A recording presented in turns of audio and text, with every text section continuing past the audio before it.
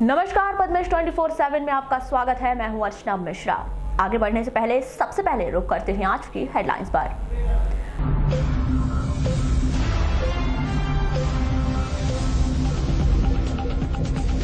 महाविद्यालय में प्रवेश प्रक्रिया पर उठे सवाल, सुबह 6 बजे ही दे दिया छात्रों को एडमिशन।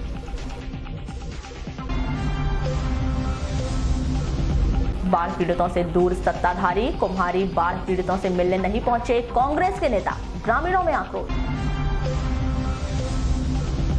गणेश विसर्जन के दौरान एक व्यक्ति की तालाब में डूबने से मौत, कटंगी की आगरी की घटना। ट्रक की टक्कर में मोटरसाइकिल चालक की मौत, अमेडा की घटना। वाराणसी में कटंगी मार्ग पर पलटी बस, जर्जर सड़क बनी दुर्घटना का कारण।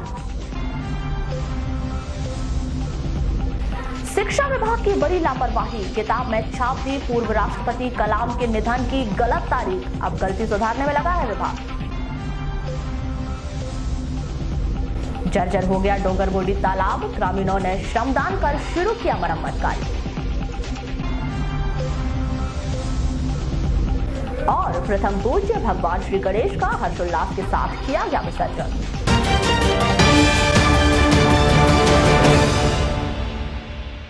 और अब खबरें विस्तार से। रानी दुर्गावती विश्वविद्यालय द्वारा जिले के अग्रणी शिक्षण संस्थान जटाशंकर त्रिवेदी महाविद्यालय में सभी विषयों की 10% सीट बढ़ा दी गई थी, जिस पर पहले आओ पहले पाओ के तहत 12 सितंबर को एडमिशन हुए। लेकिन अब यह प्रवेश प्रक्रिया पूरी की पूरी संदेह के घेरे में दिखाई दे रही है। इस विषय पर जटाशंकर त्रिवेदी महाविद्यालय के प्राचार्य डॉक्टर प्रवीण श्रीवास्तव भी बचते दिखाई दिए। इसीलिए उन्होंने दिन भर बाहर से पहुंची नेक की टीम का हवाला देकर समय न होने की बात कही। आपको बता दें कि 11 सितंबर की देर शाम को जटाशंकर त्रिवेदी महाविद्यालय द्वारा अचानक से सूचना दी गई कि 12 सितंबर को पहले आओ पहले पाओ के तहत महाविद्यालय में अध्ययनरत सभी संकाय, स्नातक और स्नातकोत्तर के सभी विषयों की 10% सीट बढ़ा दी गई है। सुबह 9 बजे से प्रवेश प्रक्रिया शुरू की जाएगी।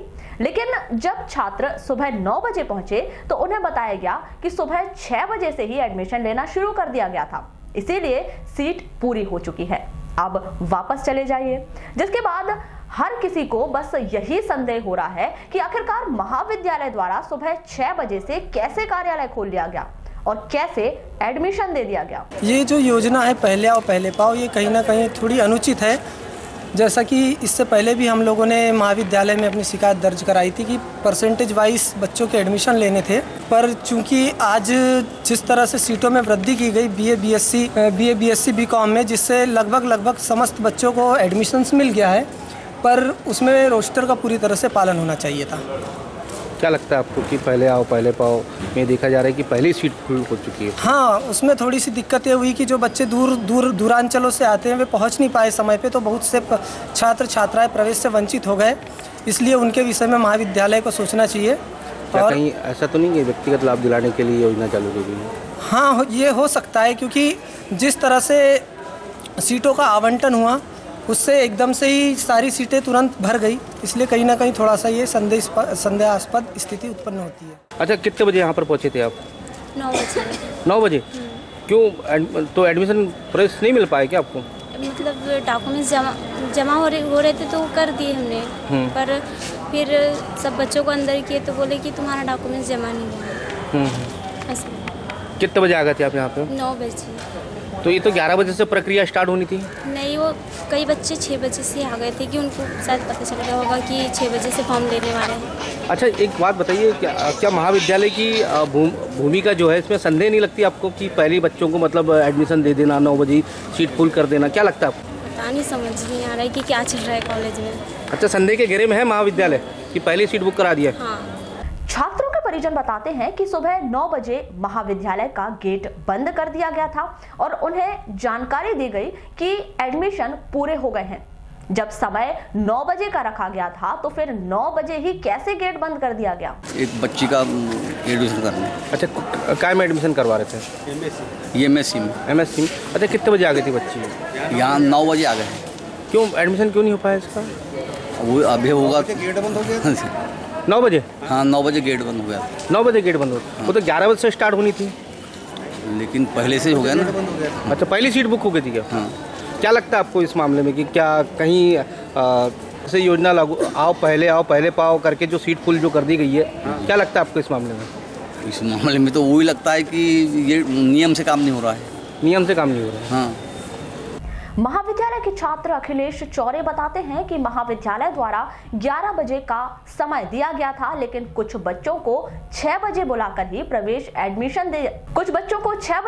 ही एडमिशन दिया गया, जो सब कुछ पूरा का पूरा संदेह के घेरे में दिखाई दे रहा है। कांग्रेस और महाविद्यालय द्वारा मिलीभगत करते हुए अपनों को फायदा देने की योजनाएं बनाई गई थी, जिसमें आम छात्रों को कोई फायदा नहीं हुआ। जिस प्रकार से यहाँ कॉलेज में एडमिशन हो रहे हैं, बच्चों को समय दिया गया था 11 बजे का, लेकिन कुछ बच्चों को 6 बजे बुलाकर पहले अंदर ले लिया गया, जिस कारण कुछ बच्चे एडमिशन लेने से वंचित रह गए। क्या लगता है आपको इस मामले में, जैसे पहली सीट फुल हो जाना? मेरे हिसाब से मानना है कांग्रेसियों ने अपने व्यक्तिगत लाभ के लिए अपने बच्चों को एडमिशन दिलाने के लिए पहले पाओ निकाला है, जिससे कई जो दूर दूर के बच्चे आते हैं ग्रामीण क्षेत्रों के, वो एडमिशन से वंचित रह गए। तो आपने इस संबंध में प्राचार्य वगैरह से बातचीत नहीं की क्या? आपने प्राचार्य वगैरह से अभी बात तो नहीं हुई है, पहले बात किए थे तो एडमिशन के लिए बच्चे तो आए थे, लेकिन कई बच्चों का हो नहीं पाया है। और इसमें एक चीज़ और हुई है, रोस्टर के तहत जो कैटेगरी के कारण कई जो पिछड़े वर्गों के बच्चे रहते हैं वो भी एडमिशन से वंचित रह गए। महाविद्यालय द्वारा यह पहला मौका नहीं है जब पहले आओ पहले पाओ के तहत सीटें बढ़ाई गई हैं। इसके पहले भी सीट बढ़ाई गई थी, लेकिन जब छात्र कॉलेज पहुंचे तो उन्हें बताया गया कि प्रक्रिया पूरी हो चुकी है और एक बार फिर 10% बढ़ी हुई सीटों पर किसी को एडमिशन दिया गया, तो यह केवल महाविद्यालय प्रबंधन ही जानता है कि उसने किसे लाभ पहुंचाया और उन्हें कैसे सुबह 6 बजे बुला लिया और एडमिशन दे दिया गया, क्योंकि समय तो 9 के बाद और 11 के पहले का था। फिर क्यों 9 बजे ही गेट पर ताला लगा दिया गया, ताकि नेक निरीक्षण के दौरान पहुंची टीम को इस विषय पर कोई जानकारी ही ना लगे, कोई हंगामा ना हो जाए। इसीलिए महाविद्यालय द्वारा पहले ही गेट पर ताले लगवा दिए गए थे। मामला जो भी हो, लेकिन संदेह पूरी की पूरी एडमिशन प्रक्रिया पर ही किया जा रहा है, जिससे कॉलेज की बेदाग छवि बहुत अधिक धूमिल होती दिखाई दे रही है। गणेश विसर्जन करने गए एक व्यक्ति की तालाब में डूबने से मौत हो गई। जानकारी के मुताबिक कटंगी थाना अंतर्गत ग्राम आगरी में गणेश विसर्जन करने गए रूपेश सोहन लाल राउत ग्राम उम्र 40 वर्ष की तालाब के अधिक पानी में चले जाने से डूबने के कारण मौत हो गई, जिसके शव को होमगार्ड और गोताखोरों की मदद से तालाब के बाहर निकाला गया। 2 दिन पहले वेनगंगा नदी में आई बाढ़ की वजह से जिला मुख्यालय से 5 किलोमीटर दूर कुम्हारी पंचायत के आवास टोला में आधा सैकड़ा मकान धराशायी हो गए। पीड़ितों ने स्कूल भवन में शरण ली है। पंचायत और समाज सेवी संस्थान लगातार मदद के लिए आगे आ रही है। जिला प्रशासन की टीम ने 2 बार निरीक्षण किया और जल्द से जल्द मुआवजे की राशि वितरण के लिए निर्देशित की। इन सब में बाढ़ पीड़ितों को याद आई अपने जनप्रतिनिधियों की। सत्ताधारी पार्टी के जिले में 2 मंत्री हैं, लेकिन कोई भी पीड़ितों से मिलने अब तक नहीं पहुंचा है, जिससे बाढ़ पीड़ित बहुत अधिक आहत है। आपको बता दें कि 1 सितंबर से लगातार हो रही बारिश की वजह से जिले के साथ साथ पड़ोसी जिले सिवनी में भी सभी जल स्रोत का स्तर बहुत अधिक बढ़ गया है, जिसे देखते हुए भीमगढ़ बांध के सभी 10 गेट खोल दिए गए। नतीजा, अचानक वेनगंगा का जल स्तर इतना अधिक बढ़ गया कि कुम्हारी गर्रा सहित लालबर्रा के 2 गांव में बाढ़ जैसे हालात बन गए। सबसे बुरी स्थिति कुम्हारी गांव की है, जहां पर लोगों की पूरी गृहस्थी और फसल तबाह हो चुकी है। समाज सेवी संस्था द्वारा लगातार मदद पहुंचाई जा रही है, लेकिन सत्ताधारी पार्टी के जिले के ही नहीं प्रदेश के नेता मंत्री इन पीड़ितों से मिलने तक नहीं पहुंच सके। बाढ़ प्रभावित अजय लिल्हारे बताते हैं कि सामाजिक संगठन की ओर से कपड़े खाने की व्यवस्था की जा रही है। जिला प्रशासन की ओर से कलेक्टर दीपक आर्य 2 बार निरीक्षण कर चुके हैं। स्थानीय विधायक गौरीशंकर बिसेन 2 बार मिलकर जा चुके हैं, लेकिन अब तक कांग्रेस के बड़े नेता यहां नहीं पहुंचे। अभी कहाँ रह रहे हैं? ये सत्संग में और रात में जाके स्कूल में सोते हैं। स्कूल में सोते हैं जी। हाँ, कपड़े वपड़े आए ना, कल आए रात में कपड़े वगैरह और कुछ दिन में नाश्ता वास्ता आया था खाने का और शाम सुबह खाना बनता है स्कूल में। अच्छा, जिला प्रशासन की तरफ से कुछ आया कि नहीं आया अभी तक? अब सर ये तो पता नहीं हमको, क्योंकि उतना तो हमको पता नहीं, अब देखते नहीं है हम। और कोई नेता वगैरह आए कि नहीं आए? नेता में उस दिन गौरी भाव आए थे, बाकी कुछ बोले नहीं, देखे और चले गए। अच्छा, गौरी बाबू आए थे, बाकी कोई नेता नहीं आया? बाकी उसके बाद मंत्री जी होंगे अपने आके? अब वो कलेक्टर साहब आए थे क्या? कलेक्टर साहब कल आए थे ना, और मंत्री जी वगैरह? वो तो पता नहीं सर इसके बारे में, अब वो इधर तो दिखे नहीं। कुछ इसी तरह की कहानी बाढ़ पीड़ित यशवंती बावने भी बताती हैं। समाज सेवी संस्थान उनकी मदद कर रहे हैं। कलेक्टर 2 बार निरीक्षण करके गए। उन्होंने स्कूल भवन में रहने के लिए निर्देशित किया। अगर कोई नहीं आया तो वो है कांग्रेस के नेता। अच्छा, और पंचायत की तरफ से क्या क्या मिल रहा है? पंचायत की तरफ से भी सब कुछ है, खाना वाना मिल रहा है? खाना पीना मिल रहा है। अच्छा, और जिला प्रशासन की तरफ से अभी तक कुछ भी नहीं मिला ना? जी नहीं। और जी आए थे, कौन आया था? गौरी शंकर भी आया था। हाँ, और कलेक्टर साहब भी आए थे? हाँ, कलेक्टर भी आए थे। अच्छा, और जैसे ये कल जी जाए वो नहीं आया? जी नहीं। और अभी तक कुछ सहायता कोई आया क्या नहीं आया अभी तक आप लोगों के लिए? जी कोई नहीं है। तो कल कलेक्टर साहब आए तो क्या कहा आप लोग को? हम लोगों को कहा गया है कि सब सुविधा दिया जाएगा। लेकिन अभी मिली? अभी तक कुछ नहीं मिला। बाढ़ प्रभावित सुनीता रोकड़े बताती हैं कि बाढ़ प्रभावितों को 2 समय का भोजन दिया जा रहा है।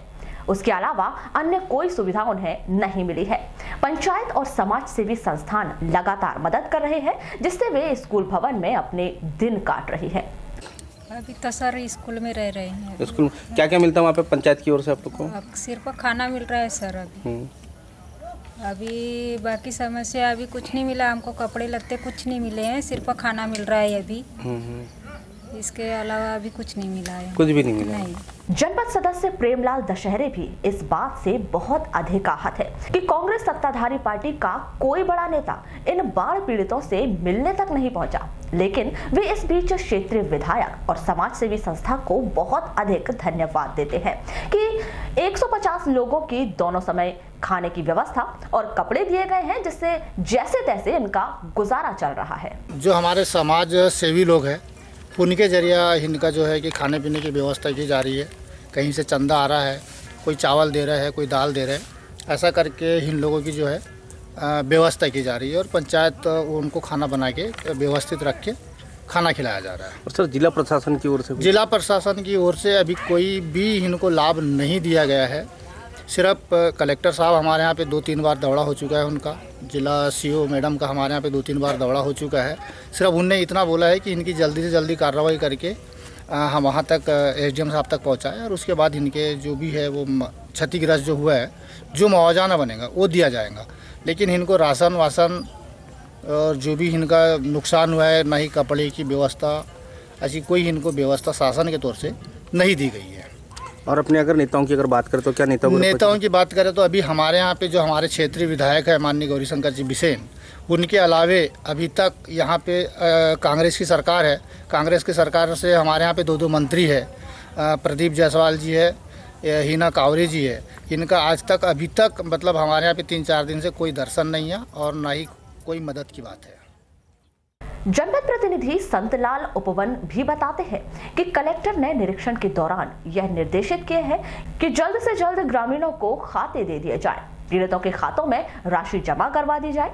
पंचायत के द्वारा लगातार पीड़ितों की मदद की जा रही है। हर संभव कोशिश की जा रही है कि किसी को भी परेशानी ना हो। यहाँ पे 47 महिला है और 40 पुरुष है और 48 बच्चे हैं। सर जिला प्रशासन से क्या कोई मदद आई है? नहीं, अभी तक मदद नहीं आई। कल कलेक्टर साहब आए थे, बोल के गए कि 50-50 किलो चावल पहुंचाएंगे, गेहूं पहुंचाएंगे, मगर आज तक अभी तक नहीं पहुंचे। ये संस्था कदम संस्था वालों ने कल कपड़े बांटे इन लोगों को और 1-1 जोड़ा दिए हैं कपड़े और चावल भी पहुंचाए थे। बाकी सब्जी उब्जी का नहीं दिए उनने भी। पंचायत की तरफ से कर रहे हैं हम सब्जी उब्जी तो। और सरकार की बात करें तो सर नहीं, कोई मानदेय नहीं आया। ये आश्वासन देखे गए हैं कि इनका जल्दी से खाता नंबर दो, 2-4 दिन के अंदर पैसे डल जाएगा। किसान, गरीब मजदूर और पीड़ितों के नाम पर राजनीति करने वाले सत्ताधारी पार्टी के नुमाइंदों का आज एक और बदला हुआ रूप दिखाई देने लगा है। जब बाढ़ पीड़ितों से मिलने के लिए उन तक नहीं पहुंचे, हाँ, ये अलग बात है कि बाढ़ शायद उनकी विधानसभा या उनकी मतदाता बाढ़ से प्रभावित नहीं हुए हैं, लेकिन जनता तो ये नहीं जानती है। उन्हें तो यह मालूम है कि हमारे जिले की सत्ताधारी पार्टी के नेता उनके नहीं पूरे प्रदेश के नेता हैं और बीते दिनों से जिले के भीतर ही हैं। गर्रा बाढ़ पीड़ितों को खनिज मंत्री प्रदीप जायसवाल के निर्देश पर समाज सेवी और कांग्रेस सदस्यों द्वारा प्रशासन की उपस्थिति में 4-4 हजार रुपए राहत राशि वितरण की गई। खनिज मंत्री प्रदीप जायसवाल के द्वारा बाढ़ पीड़ितों की समस्या को देखते हुए एसडीएम संदीप सिंह को ग्राम का सर्वे कर पीड़ितों को शासन स्तर की योजनाओं का लाभ देने और ग्राम में दूसरे स्थान पर उन्हें स्थापित करने के लिए भूमि का चयन करने आदेशित किया गया था, जिस पर एसडीएम द्वारा आदेश के परिपालन में कार्य किया जा रहा है। और 12 सितंबर को खनिज मंत्री प्रदीप जायसवाल के समर्थकों ने गर्रा में पहुंचकर खनिज मंत्री की व्यक्तिगत सहायता राशि का वितरण किया। गर्रा के बाढ़ पीड़ित करीब 22 परिवारों को मध्य प्रदेश शासन खनिज मंत्री की ओर से व्यक्तिगत रूप से 4-4 हजार रुपए की नकद राशि दी गई है। ग्राम गर्रा की सरपंच महोदया श्रीमती त्रिवेदी ने हमारे माननीय मंत्री प्रदीप जायसवाल जी गुड्डा भैया से चर्चा की थी कल कि उनकी ग्राम पंचायत में बाढ़ प्रभावित लोग हैं जिनके घर बार नष्ट हो गए हैं और इस भीषण बाढ़ में वो जिस तकलीफ की घड़ी में खड़े हैं उनकी मदद की जाए। तो तुरंत ही भैया चूँकि आज वो स्वयं यहाँ आने वाले थे, लेकिन आज कैबिनेट की बैठक अचानक आ जाने से वो भोपाल रवाना हो गए और उन्होंने हम लोगों को ये जिम्मेदारी दी, संगठन के लोगों को, कि आप लोग जाकर ग्राम गर्रा के जो 22 बाढ़ पीड़ित हैं उनको त्वरित सहायता के रूप में एक आर्थिक सहायता उनको गुड्डा भैया की तरफ से व्यक्तिगत रूप से उनको आज हम यहाँ देने आए थे। उन्हें 4-4 हजार रुपये की आर्थिक सहायता तुरंत सब परिवारों को दी है और उन्हें इस बात के लिए माननीय मंत्री महोदय की ओर से आश्वस्त कराया है कि उनकी इस दुख की घड़ी में, उनके इस तकलीफ की घड़ी में पूरा मध्य प्रदेश शासन और माननीय मंत्री प्रदीप जायसवाल जी स्वयं उनके साथ खड़े हैं और जैसा भी वो लोग चाहेंगे उनकी मदद प्रशासन भी करेगा और माननीय मंत्री जी भी। किरनापुर क्षेत्र में 2 दिनों से हो रही लगातार बारिश की वजह से गुरुवार को अचानक ही घिसरी नदी का जल स्तर बढ़ गया, जिस कारण लिंगा स्थित पुल पूरी तरह से डूब गया और यह मार्ग बंद हो गया। ग्रामीणों ने बताया कि थोड़ी सी बारिश में नदी में बाढ़ जैसी स्थिति उत्पन्न हो जाती है। वर्षों पुराने पुल के ऊपर से पानी जाने लगता है, जिस कारण लिंगा हट्टा मार्ग पूरी तरह से बंद हो जाता है। लोगों को गोंदिया रोड होते हुए हट्टा और लिंगा के दूसरी ओर स्थित गांव तक जाना पड़ता है, जिससे उन्हें बहुत अधिक परेशानी होती है। अतः शासन भविष्य में जल्द ही अधिक ऊंचाई वाला पुल निर्माण करे, जिससे इस क्षेत्र के आधा सैकड़ा गांव के लोगों की परेशानी दूर हो सके। वारासुनी कटंगी मार्ग पर स्थित ग्राम पंचायत बुदबुदा के धानीटोला और बुदबुदा के बीच रेलवे क्रॉसिंग के पास 12 सितंबर को सुबह 11 बजे सड़क के अधूरे निर्माण और खस्ता हाल सड़क के कारण निजी बस पलट गई, जिसमें सवार यात्रियों को मामूली चोटें आई है। प्राप्त जानकारी के अनुसार निजी बस प्रतिदिन की तरह बालाघाट से वारासुनी कटंगी होते हुए सिवनी जा रही थी। मार्ग के खस्ता हाल होने के कारण कमानी की पिन टूट जाने के कारण बस अनियंत्रित हो गई और ड्राइवर साइड से पलट गई, जिसको देख ग्रामीण जन तुरंत मौके पर पहुंचकर थाना वारासुनी को सूचना दी और बस में बैठे यात्रियों बस स्टाफ को बाहर निकाला और उन्हें बुदबुदा स्वास्थ्य केंद्र में भर्ती किया गया, जहां पर यात्रियों व बस स्टाफ का प्राथमिक उपचार किया गया, जिसमें करीब 15 से 20 यात्री सवार थे, जिन्हें किसी प्रकार की गंभीर चोट नहीं आई है। इस घटना की सूचना मिलते ही वारासुनी पुलिस घटनास्थल पर पहुंची और घटना का जायजा लेकर आवश्यक कार्रवाई की। विदित हो कि वारासुनी कटंगी करीब 30 किलोमीटर मार्ग का निर्माण बीते 3 वर्षों से चल रहा है, जिसमें वर्तमान तक 10 किलोमीटर मार्ग भी अच्छे से नहीं बन पाया है और सड़क का निर्माण वन साइड किया गया है और बीच बीच में लंबी दूरी खाली छोड़ दिया गया है और जिसके बाद सड़क निर्माण कंपनी काम छोड़कर चले गए। तब से उक्त मार्ग अस्वस्थ स्थिति में पड़ा हुआ है और वर्तमान समय बरसात का चल रही है, जिसके कारण सड़क में पानी के कारण गड्ढे हो गए हैं और उन गड्ढों में पानी भर चुका है। साथ ही कई स्थानों पर दलदल व कीचड़नुमा स्थितियां बनी गई है, जो आए दिन हादसों को खुला आमंत्रण दे रही है। आज सुबह सूचना मिली थी कि बालाघाट से सिवनी जाने वाली नारायण ट्रैवल की जो बस है वो रेलवे फाटक के पास बुदबुदा में पलट गई है। सूचना पर तत्काल पुलिस बल वहाँ पर पहुँचा, कोई भी यात्री घायल नहीं हुआ है इसके अंदर और बस को थाने बुलवाया जा रहा है और उसके ऊपर बस चालक के ऊपर 279 184 IPC के अंतर्गत प्रकरण दायर किया है। सर, बस पलटने का मुख्य कारण क्या लग रहा है? बस पलटने का कारण एक तो बताया जा रहा है कि बस की जो कमानी है शायद वो टूटी हुई थी, और दूसरा वहाँ पे जो सड़क है वो थोड़ी सी अभी कीचड़ और इसमें खराब हो गई है। मुस्लिम समुदाय के लोगों पर 5 फर्जों की अदायगी अनिवार्य की गई है, जिसमें हज बैतुल्लाह का सफर करना भी एक अहम फर्ज है। इसी फर्ज की अदायगी के लिए जुलाई वर्ष 2019 में बालाघाट जिले से 43 हज यात्री नागपुर हवाई अड्डे से सऊदी अरब स्थित मक्का मदीना में हज करने के लिए गए थे।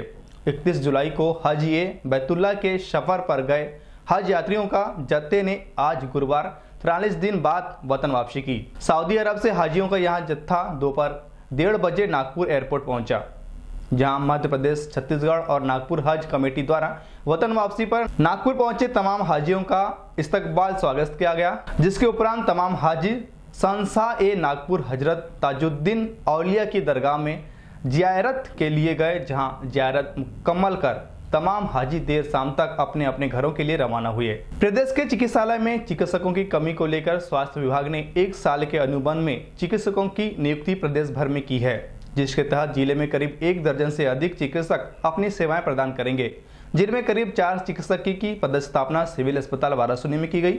वहीं सामुदायिक स्वास्थ्य केंद्र रामपायली एवं कटंगी में 1-1 चिकित्सक अपनी सेवाएं देंगे। इसके अलावा अन्य स्वास्थ्य केंद्रों में भी चिकित्सक की व्यवस्था की गई है। स्वास्थ्य विभाग के द्वारा 1 साल के अनुबंध में इन चिकित्सकों को प्रतिमाह 50,000 का मानदेय दिया जाएगा। इन्हें चिकित्सालय में सेवाएं देने की पूर्व में 15 दिनों का प्रशिक्षण मुख्य चिकित्सा एवं स्वास्थ्य अधिकारी के नेतृत्व में दिया जाएगा।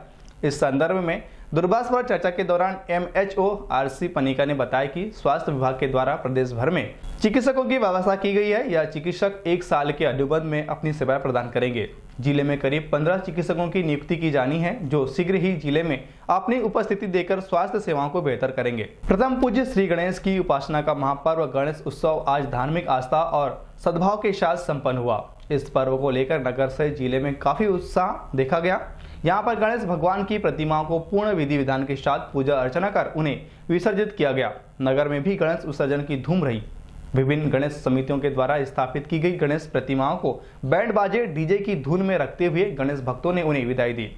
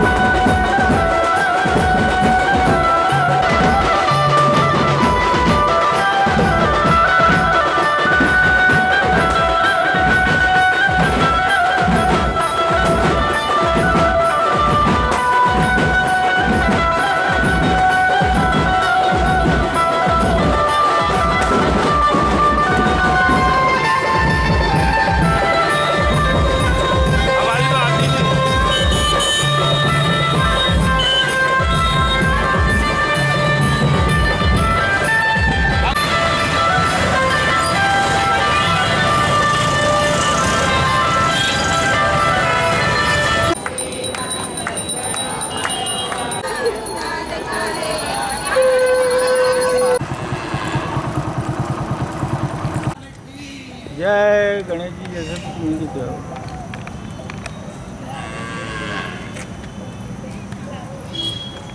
गणपति बाप्पा मोरया, गणपति बाप्पा मोरया, गणपति बाप्पा मोरया। भैया नमस्ते। नमस्ते।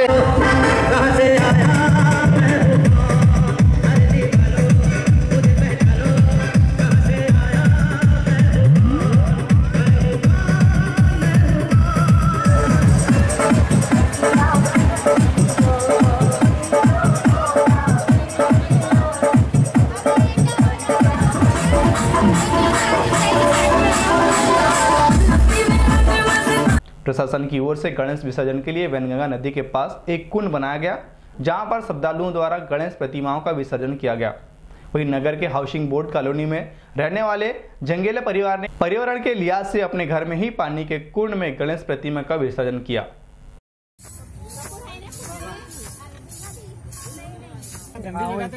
अभी नहीं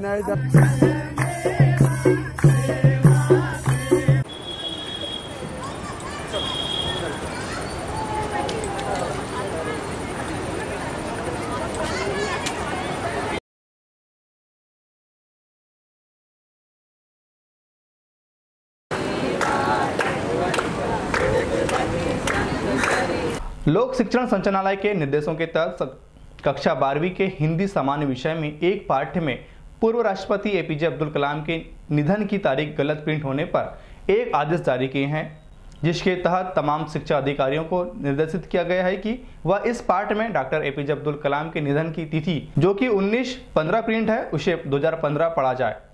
इस संदर्भ में शासकीय उत्कृष्ट विद्यालय के प्रभारी प्राचार्य नीलम श्रीवास्तव ने अनौपचारिक चर्चा के दौरान बताया कि उन्हें शिक्षा विभाग की ओर से एक पत्र जारी किया गया है, लेकिन हिंदी सामान्य विषय अशासकीय स्कूल में छात्रों को पढ़ाया जाता है। उनके लिए यह आदेश लागू है क्योंकि उनके स्कूल में हिंदी विशिष्ट विषय छात्र पढ़ते हैं, इसलिए यहाँ पर किताबों में इस प्रकार की कोई त्रुटि नहीं है। जिला मुख्यालय से 22 किलोमीटर दूर समनापुर पंचायत के अंतर्गत आने वाला डोगर बोड़ी तालाब की पार जर्जर हो चुकी है, जिसे देखते हुए ग्रामीणों ने ही उनकी मरम्मत शुरू कर दी है। ग्रामीणों की गुहार पर कलेक्टर दीपक आर्य द्वारा जल संसाधन विभाग के कार्यपालन यंत्री SS गहरवार को तालाब का निरीक्षण करने के लिए निर्देशित किया गया था। बावजूद इसके सिंचाई विभाग द्वारा तालाब मरम्मत की पहल नहीं की गई। नतीजा ग्रामीणों ने श्रमदान कर तालाब की मरम्मत शुरू कर दी।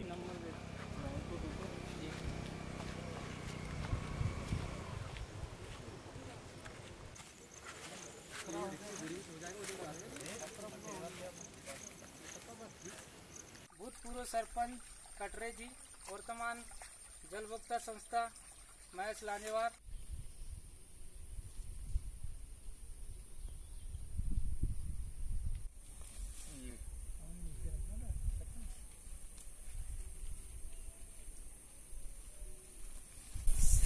एक हफ्ते में 2 से 3 बार ये तालाब टूट चुका है। अभी वर्तमान में मैं जिस तालाब में खड़ा हूँ फिर से टूट चुका है और मैं इसको ग्रामीणों की मदद से बांधने का प्रयास कर रहा हूँ। शासन फिर भी बार बार अवगत करा रहा हूँ, ध्यान नहीं दे रहे। इस बात को लेकर कलेक्टर महोदय से मेरा निवेदन है। कलेक्टर दीपक आर्य बताते हैं कि इस तालाब के विषय में उनके द्वारा जल संसाधन विभाग के कार्यपालन यंत्री को निरीक्षण करने व उचित कदम उठाने के निर्देश दिए गए।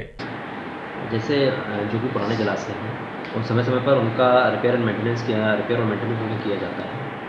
WRD जो संस्था है वो एक टाइम के बाद हर एक अपने डैम को सर्टिफिकेशन देती है कि डैम अभी सुरक्षित है, इसमें कोई समस्या नहीं है। इसके बाद भी एक बार मैं ऐसी गहरवार साहब को बोल करके सारे डैम का परीक्षण एक बार करवा लिया जाएगा। जल संसाधन विभाग के कार्यपालन यंत्री SS गहरवार बताते हैं कि उनके द्वारा तालाब का निरीक्षण किया गया, जिसकी स्थिति ठीक है, लेकिन आपको बता दें कि बीते 2 दिनों से लगातार ग्रामीण ही रोजाना श्रमदान कर पार की मरम्मत कर रहे हैं। ग्रामीणों के अनुसार तालाब से लगभग 200 एकड़ जमीन में सिंचाई होती है। यदि तालाब फूट गया तो फसल के साथ साथ डोगरबोड़ी गांव में भी बाढ़ जैसे हालात बनते देर नहीं लगेगी। प्रथम पूज्य भगवान श्री गणेश के 10 दिन की आराधना का गणेश उत्सव पर्व जिला मुख्यालय से 5 किलोमीटर दूर जागपुर पंचायत में भी बड़े ही हर्षोल्लास के साथ मनाया जा रहा है। इसी कड़ी में जिला मुख्यालय में भले ही 12 सितंबर को गणेश प्रतिमाओं का विसर्जन कर दिया गया हो, लेकिन जागपुर पंचायत में 12 सितंबर को सार्वजनिक गणेश पंडालों में विधि विधान से हवन पूजन किया गया और 13 सितंबर को हर्षोल्लास के साथ गणेश प्रतिमा का विसर्जन किया जाएगा। बिहारी लाल की, बोलो वृंदावन बिहारी लाल की, बोलो गणेश भगवान की, बोलो बजरंग बली की। सब हो गया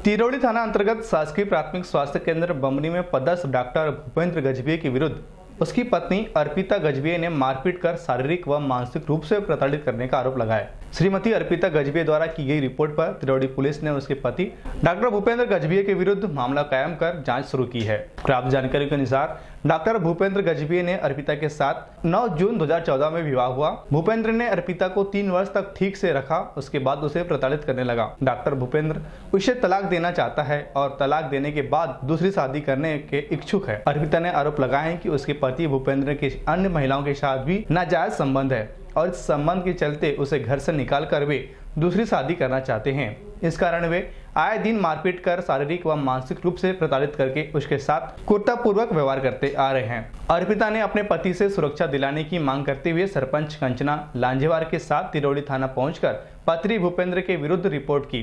तिरोड़ी पुलिस ने डॉक्टर भूपेंद्र गजभिये के विरुद्ध मामला कायम किया। विवेचना थाना प्रभारी रघुनाथ द्वारा की जा रही है। जिला मुख्यालय से 10 किलोमीटर दूर भरवेली थाना अंतर्गत अमेड़ा पंचायत में गुरुवार की सुबह एक ट्रक की चपेट में आने से ग्रामीण की मौत हो गई। मृतक के परिजन बताते हैं कि गुरुवार की सुबह आसाराम बगदरा किसी काम से गए हुए थे। वहां से लौटते समय मुर्गियों से भरी गाड़ी से उनकी टक्कर हो गई, जिससे घटना स्थल पर उनकी मौत हो गई।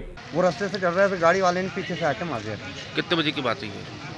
अभी सुबह 7 बजे। कहाँ की बात है? एक गाँव मेरा। कहाँ जा रहे थे? घर आ रहे थे। कहाँ से? बगदरा से। बगदरा से? बगदरा क्यों गए थे? अब ये पता नहीं है।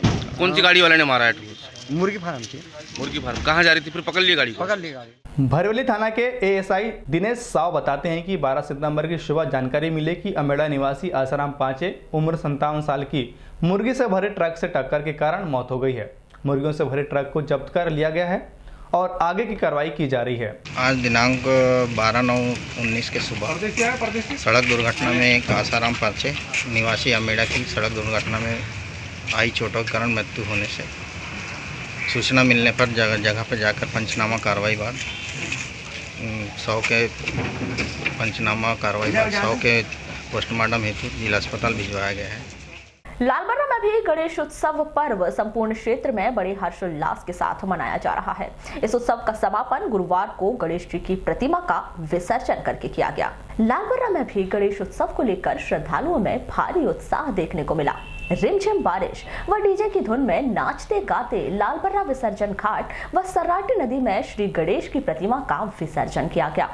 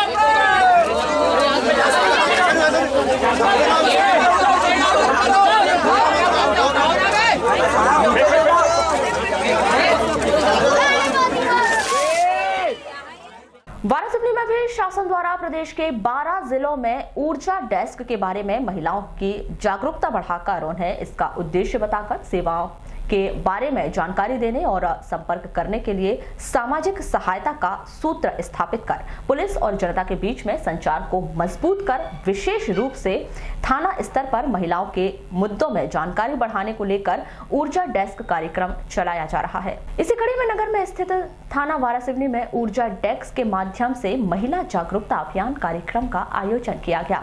यह आयोजन वरिष्ठ पुलिस अधिकारियों के निर्देश पर थाना प्रभारी अनुराग प्रकाश के मार्गदर्शन पर उप निरीक्षक नरेश सिंह रावत की उपस्थिति में किया गया, जिसमें ऊर्जा डेस्क के माध्यम से महिलाओं तक पहुंचकर उन्हें महिला अपराधों के प्रति जागरूक कर कानूनी जानकारियां दी गयी।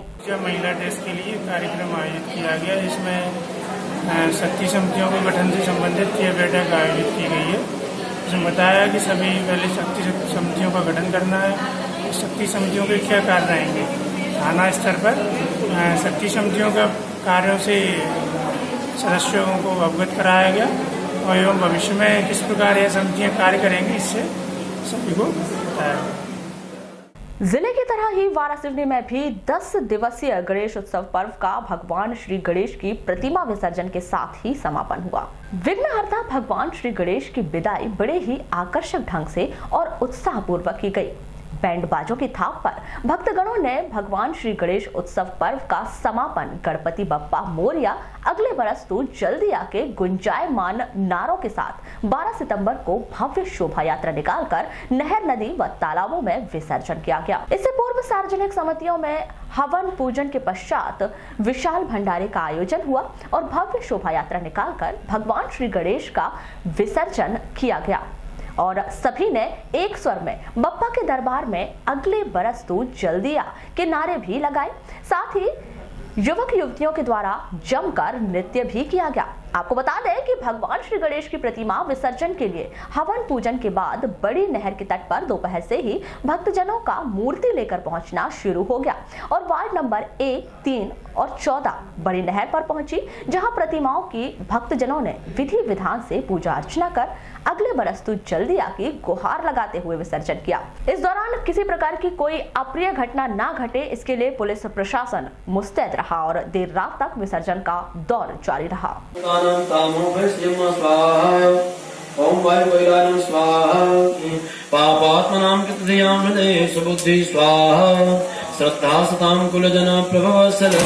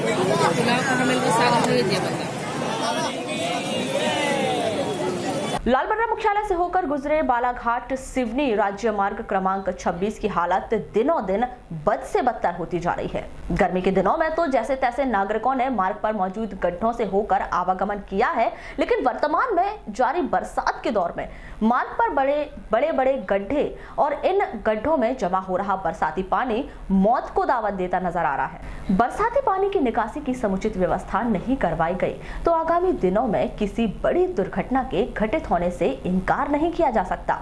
बरसात पूर्व मेंटेनेंस कार्य न किए जाने के कारण बरसात होते ही जिले की अंतिम सीमा कंजई से लेकर औद्योगिक नगरी गर्रा तक जगह जगह पर बरसाती पानी जमा हो रहा है। रोड की देखो ना हालत, उस दिन हम गिर जाते हैं, उस दिन एक्सीडेंट भी हुआ था यहाँ 4 से 7 बाजू में जी।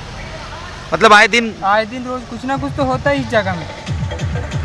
ये कटंग टोला के पास तो छोटे बड़े गड्ढे यहाँ पे बहुत बड़े गड्ढे हैं, फिर भी आधा फीट के गड्ढे हैं। यहाँ पे पानी भरता है तो कुछ समझ ही नहीं आता, पूरा ऐसा लगता है लाने जाने वालों को ऐसा लगता है रोड तो सही है। यही गड्ढे की वजह से बहुत आने।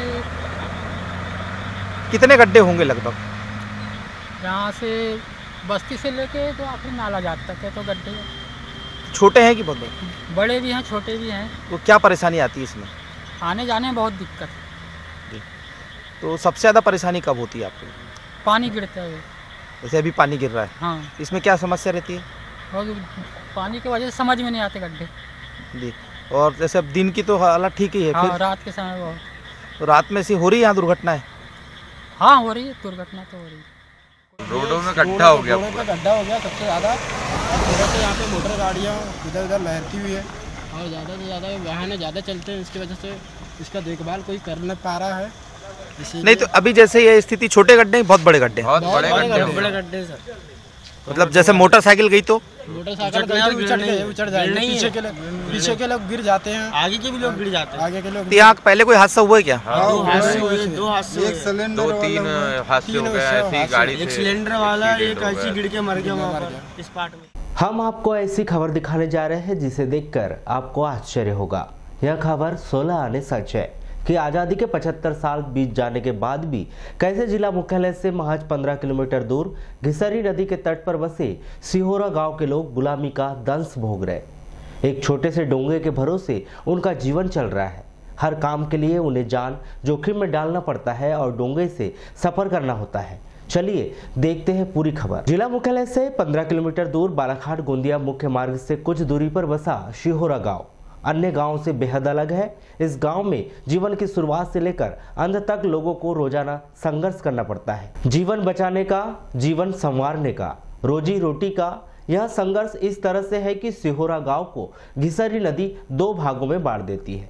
एक किनारे पर गांव, दूसरे पर खेत। ऐसे में उन्हें खेती के काम से लेकर हर छोटी बड़ी जरूरत के लिए खेत जाना होता है, जो भरी नदी में छोटी सी नाव जिसे हम डोंगा कहते हैं। आमतौर पर मछुआरे मछली पकड़ने के लिए इसका उपयोग करते हैं, जिससे नदी पार करना बेहद ही खतरनाक बताया जाता है। थोड़े से बहाव में इसके किसी भी समय अनियंत्रित होकर पलट जाने का खतरा पूरे समय बना रहता है। जी हाँ, इसी डोंगे के भरोसे सिहोरा के लोग नदी पार कर खेत जाते हैं, बच्चे पढ़ने के लिए स्कूल जाते हैं। ऐसा नहीं है कि गांव के ग्रामीणों ने इस नदी पर पुल बनाने की मांग नहीं की है, लेकिन जनप्रतिनिधि है कि ध्यान ही नहीं देते, तो ग्रामीणों ने इसे अपनी किस्मत ही समझ लिया और खामोशी से अपने दर्द को सहना सीख लिया है। नतीजा रोजाना जान जोखिम में डालकर बच्चे, बड़े और बुजुर्ग हर कोई छोटी सी नाव डोंगे में बैठकर जान जोखिम में डालकर नदी पार करते हैं। बेशक अब यह उनकी रोजाना की आदत हो गई है, लेकिन डर उन्हें भी लगता है, क्योंकि वह भी जानते हैं कि इस डोंगे में खतरा कितना है। ऐसा नहीं है कि गांव के उस तरफ नदी पार खेत जाने के लिए रोड नहीं है। रोड है, मगर सड़क रास्ते से 15 किलोमीटर का सफर तय करना पड़ता है। खेत हाँ। क्यों पुल वगैरह नहीं बनाए गए? नहीं। क्या समस्या जा रही है अम्मा जी यहाँ पे? ये बस पुल की चाहिए परेशानी, पुल बनना चाहिए। आनो जानो भरी रहती है नदी। कितने सालों से आप ये सब झेल रहे हैं? खेती समय पे पहुंचे ये तो बहुत साल हो गए जी। आप लोग नदी नाव से पार कर रहे थे? हाँ। क्या समस्या जा रही है अभी आप लोग को? जानो में परेशानी है ना। अच्छा। हाँ। पुल नहीं है, पुल भी नहीं है, बहुत साल हो गए, 40 साल होने लगे। अच्छा अच्छा। तो बताए पर सुनाई ना आए तो क्या करें, सुनवाई कुछ नहीं। अच्छा। सुनवाई ना आए किसी की। तो क्या उस साइड नदी के उस तरफ भी खेती है क्या? हाँ जी। और जैसे ज्यादा पानी आ जाता है तो फिर कैसे करते हैं? घर में रहे ना या चालू नहीं हो जाए तो खेती हो पाती कि नहीं हो पाती अच्छे से? नहीं हो जाए जी, वो काम है। क्या नाम आपका? परेशानी यही खत्म नहीं होती। परेशानी यहाँ भी है कि नदी में कम पानी में ही यह डोंगा चलता है। अधिक बारिश हो जाए, बाढ़ जैसी स्थिति निर्मित हो तो डोंगा बंद हो जाता है। खेती भगवान भरोसे हो जाती है। इस कारण हर साल किसानों को नुकसान ही उठाना पड़ता है। यह 1-2 किसानों की परेशानी नहीं, गांव के 200 एकड़ जमीन नदी के उस पार है। अनुमान के मुताबिक 300 लोग रोजाना डोंगे का सफर करते हैं। उस साइड में क्या है, हट्टा है,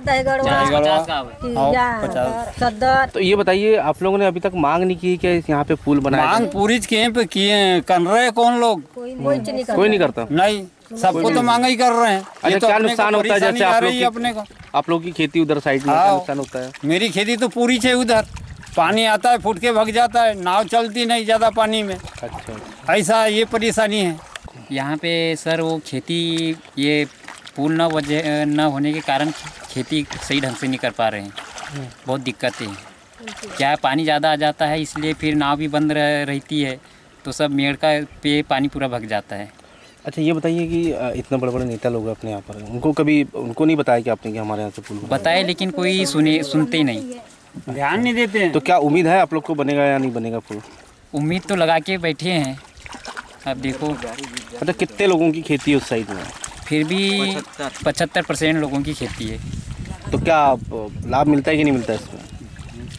लाभ, अब पुल बन जाएगा तो लाभ तो मिलेगा ही, लेकिन पुल नहीं बना तो इसकी वजह से लाभ नहीं मिलेगा। नहीं मिल पा रहा है। नहीं। कितने गांव पड़ते हैं उस साइड में पूरे? फिर भी 50 गांव है उस साइड में, जोड़ती है नदी। हाँ। और सड़कें वगैरह कैसी यहाँ की? सड़कें भी बहुत बेकार है, कच्ची सड़क है, पूरी मिट्टी की सड़क है। 40 वर्षों से गांव के ही बिसनलाल बनकर बारिश की लगभग 5 महीने डोंगा चलाकर लोगों को नदी पार कराते आ रहे हैं। दिन में कितने बार वह डोंगा इस पार से उस पार कर ले आते हैं, यह उन्हें भी नहीं मालूम। अनुमान के मुताबिक 300 लोग डोंगे में सफर करते हैं। इतने बरसों में न जाने कितने लोगों ने डोंगे का सफर किया, लेकिन वहां भी शुक्र मानते हैं कि आज तक ऐसी कोई घटना नहीं हुई जिससे कोई परेशानी हो। डोंगे में सफर करने के बदले गांव के लोग फसल आने पर उन्हें पैसे या फिर अनाज दे देते हैं। अब जब तक पानी रहता है, जब तक पानी रहता है तब तक। हाँ। और उसके बाद में अगर पानी बढ़ गया तो यदि ज्यादा हो गया, ताजा से ज्यादा हो गया तो फिर बंद रखता हूँ। बंद रखते हैं। कितने लोगों को नदी पार करवाते हैं? कम से कम 300 लोग प्रतिदिन? पर अभी क्या है, महंगाई कम हो गई, ये हो गई तो अभी कम हो गए सब। और बाकी सीजन में पैदल जाते हैं सब? फिर तो पैदल हो जाते तो फिर खाली हो जाते। डोंगे में सफर करने के पहले मिट्टी की जर्जर सड़क में संघर्ष करना पड़ता है, क्योंकि सिहोरा गांव से लेकर नदी तक सड़क नहीं है। जैसे जैसे पगडंडी और कीचड़ वाले रास्ते में 1 किलोमीटर चलने के बाद नदी आती है। डोंगे की सवारी होती है और फिर खेत जाने के लिए 1 किलोमीटर से भी अधिक ऐसे ही मिट्टी सड़क में सफर करना पड़ता है। आप लोग को रोड की परेशानी है, सब इतना खप्पन से जाना पड़ता है सब। क्यों, सड़कें नहीं बनी क्या? नहीं, सड़कें भी नहीं, अट्टा तक पूरी सड़कें खराब है। अच्छा, तो क्या मांग करना चाहते हैं आप? ये रोड बनना चाहिए, पुलिया बनना चाहिए। रोड, ये पुलिया मैं तो कोकड़े पर खेत पड़ता है हमारा। वो नाले उसको पुल का साधन नहीं, इस कारण से अपन पड़ता है। अच्छा, क्यों नहीं बन पा रहा आपके यहाँ पुल? अब सर इसका तो प्रशासन जवाब देगा। नहीं, फिर भी आपके यहाँ जनप्रतिनिधि आते होंगे? आते सर, वो तो बस ये करते अपना उद्घाटन कर देते हैं और चले जाते हैं। नदी पर पुल बनाने के लिए 2 बार सर्वे हुआ। जनप्रतिनिधि ने वादा किया और एक ग्रामीण तो यहाँ तक बताते हैं कि एक बार उद्घाटन तक हुआ, मगर पुल किस कागज में बना यहाँ उन्हें नहीं पता। आज डोंगा ही उनके जीवन की अहम कड़ी है। ये बना था जी, कब? बहुत पहले बन गया है, उसके बाद में फिर रोक लग गया वहाँ। क्यों रोक लग गया, क्यों अड़ंगा? अब कैसा अड़ंगा आया तो वो सरकार बताएगी। नहीं, फिर भी क्या लगता है आपको? कभी सर्वे वगैरह हुआ था क्या यहाँ का? ये 2 बार हो गया सर्वे यहाँ से, फिर भी नहीं बन पा रहा है क्या? नहीं। किसकी गलती लग रही है आपको? गलती क्या है, गाँव का मुखिया जो है। अच्छा, तो ध्यान नहीं दे रहे हैं कि आपके यहाँ के जनप्रतिनिधि? मतलब हमेशा गाँव को दरकिनार करके रखे। माहौली जी, कितने प्रतिशत लोगों की खेती उस साइड में नदी की उस तरफ है? आधे लोग।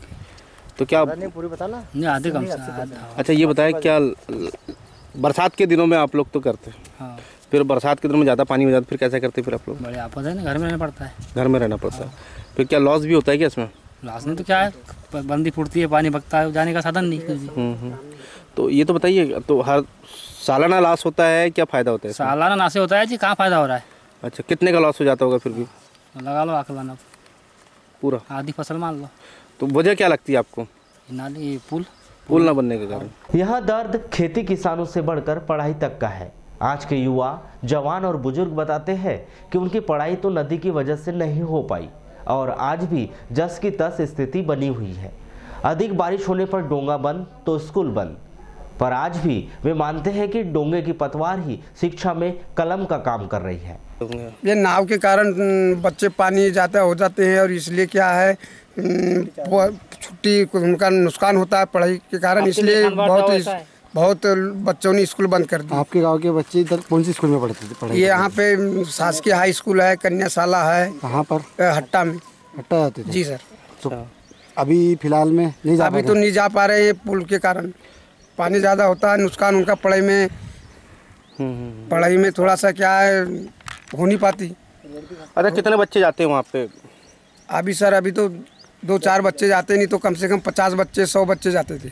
तो क्या बच्चों ने स्कूल भी जाना छोड़ दी क्या? जी सर। यहाँ परेशानी एक गांव की है और रोजाना 300 लोग जान जोखिम में डालकर एक छोटी सी नाव में बैठकर नदी पार कर रहे हैं। तो सामाजिक सरोकार रखते हुए हमने भी जिम्मेदारों से सवाल करना जरूरी समझा।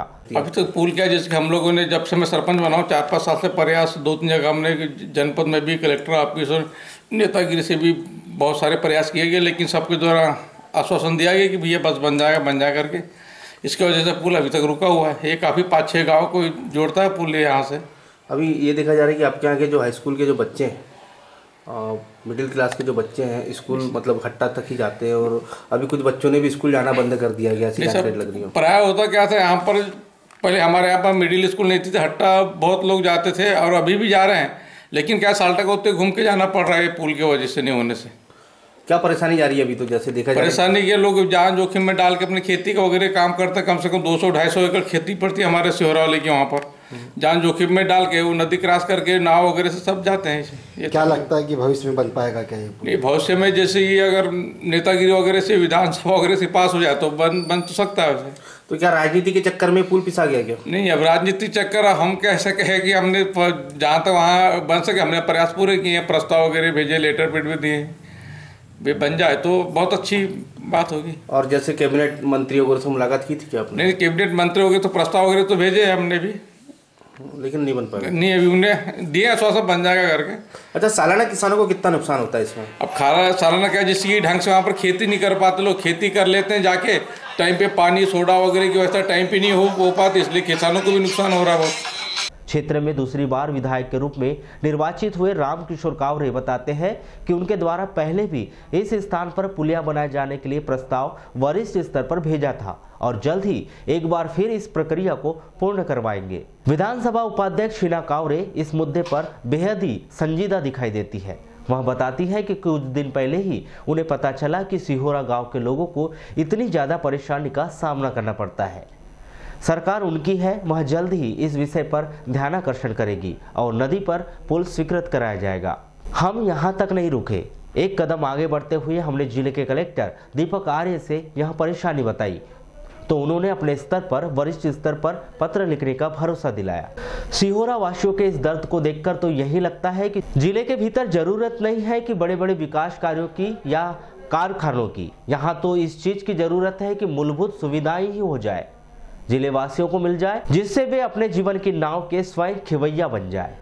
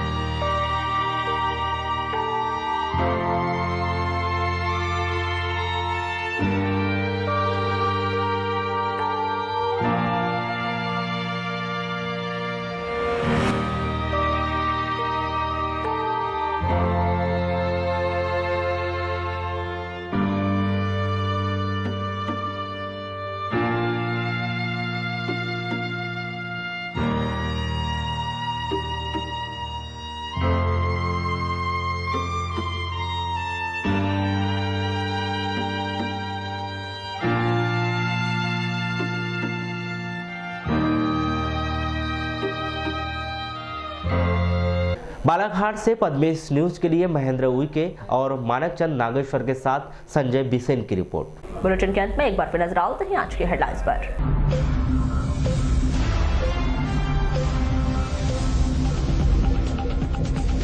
महाविद्यालय में प्रवेश प्रक्रिया पर उठे सवाल, सुबह 6 बजे ही दे दिया छात्रों को एडमिशन।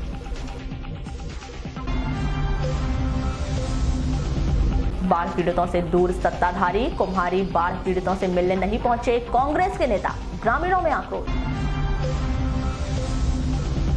गणेश विसर्जन के दौरान एक व्यक्ति की तालाब में डूबने से मौत, कटंगी की आगरी की घटना।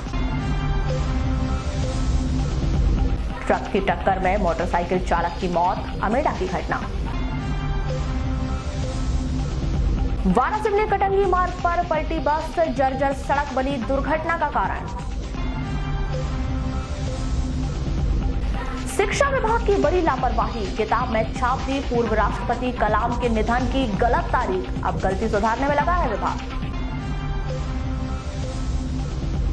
जर्जर हो गया डोंगरबोडी तालाब, ग्रामीणों ने श्रमदान कर शुरू किया मरम्मत कार्य। और प्रथम पूज्य भगवान श्री गणेश का हर्षोल्लास के साथ किया गया विसर्जन।